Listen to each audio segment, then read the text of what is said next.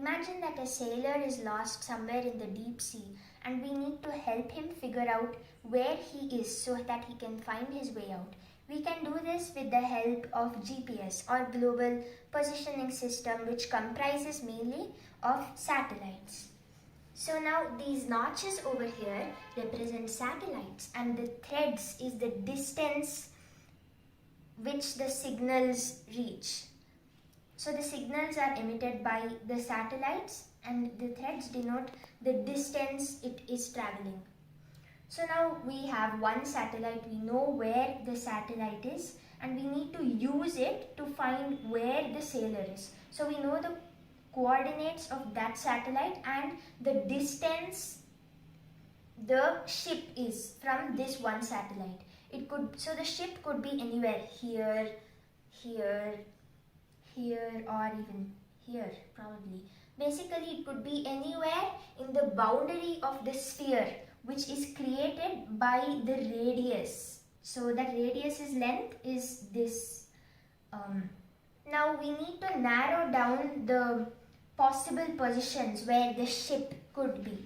So then we bring in another satellite, a second satellite. It is emitting signals and now you have narrowed down the possible positions of the ship.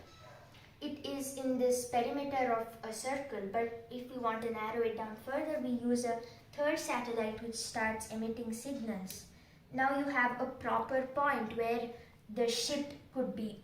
So it could be here or over here. This is a point in space, so we can generally exclude the point in space. So now we know the accurate position of the sailor on Earth.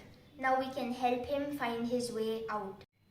The tractor here can now move. So now we are getting to know how GPS can work when the object is moving. How can it move? Because we have added pulleys over here and also counterweights so that the tractor can move easily.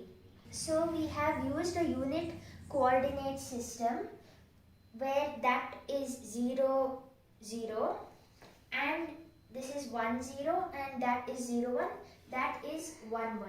So the height at which the satellites are placed is 1 meter and the distance between these two satellites is also 1 meter. So now let's try and move the tractor to the edges of the lengths of the thread can vary. The length of this particular thread is √2. The length of that thread is √3. The length of this is exactly 1 meter. 0, 0 and the length of this thread is 1 meter. The length of that thread is √2. This is also √2. 1, 1. The length of this thread is √2. This one is √3 and this one is √2. This is 1 meter, that is √2 and this is √3. You can move the tractor anywhere you want and find its position based on the length of the threads. This project explains how the position of an object can be computed using trilateration.